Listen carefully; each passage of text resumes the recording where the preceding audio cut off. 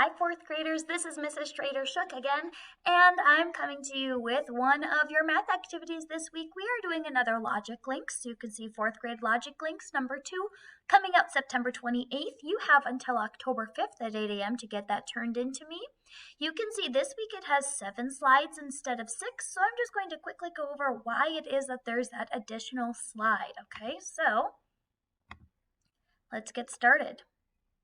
I'll talk you through the activity again just so that you can see how I work my way through these clues and what some of these terms mean, just in case it was a little bit confusing last week. So remember, I want to switch from my draw tool to my grab tool. We have 8 clues here and we have 9 shapes. Now it says both red stars are on the bottom row. All right, so that's self-explanatory. The black hexagon is not on the left. All right, so this is the left side, this is the right side, this is the center. So I'm just going to place my black hexagon right here. The black hexagon and the yellow square are on the same row, but do not touch. Okay, so rows go across, columns go up and down.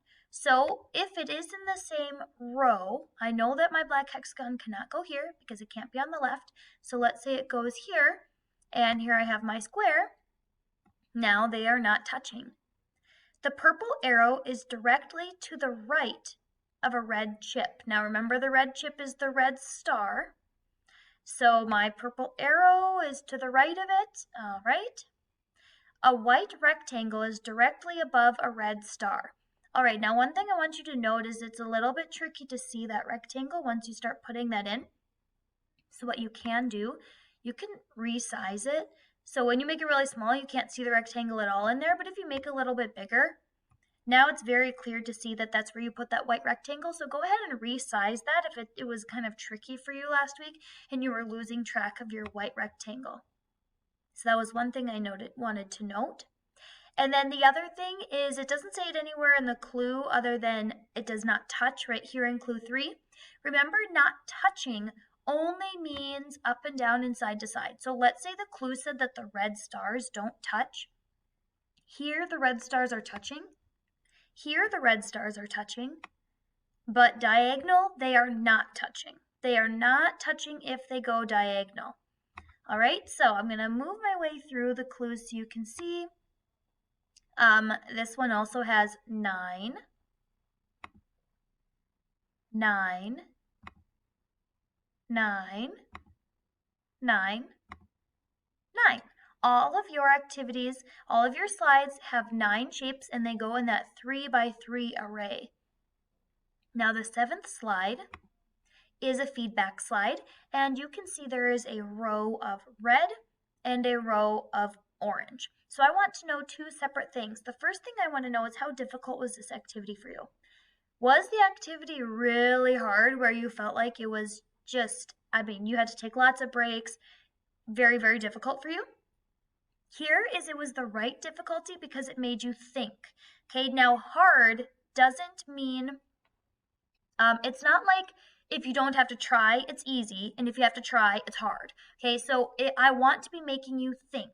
And so if I'm making you think and it was fun, but it didn't feel impossible, then it's that middle one. Because that's how I want you to feel doing these activities. That it is difficult, but you don't feel like, I can't do this. This is too hard. Okay, so that is where I want you right in the middle. And then pretty easy is like you were able to go through all the slides, no problem. Okay, then the next thing I want to know is how much help did you need to complete the activity? Did you need a lot of help where each slide you were asking for help? Did you need some help? Or were you able to complete the activity all by yourself? Now there might be a situation where you thought the activity was super hard, but you still did it by yourself. It was really hard for you. You had to take a lot of breaks, but overall, you did it by yourself. Okay, so that's one possibility. There also might be a possibility where you also circle it's really hard, but you also circle you need a lot of help. Or Maybe you thought it was the right difficulty, but you still got some help. Or it was the right difficulty, but you didn't get any help. There's a lot of different situations, so it's not like if it's really easy, you have to be able to do it by yourself. If it's the right difficulty, you need a little bit of help, and if it's really hard, you need a lot of help. It doesn't go up and down like that, okay? There's lots of different scenarios. It can be really hard with some help. It could be really hard with no help. It could be really hard with a lot of help.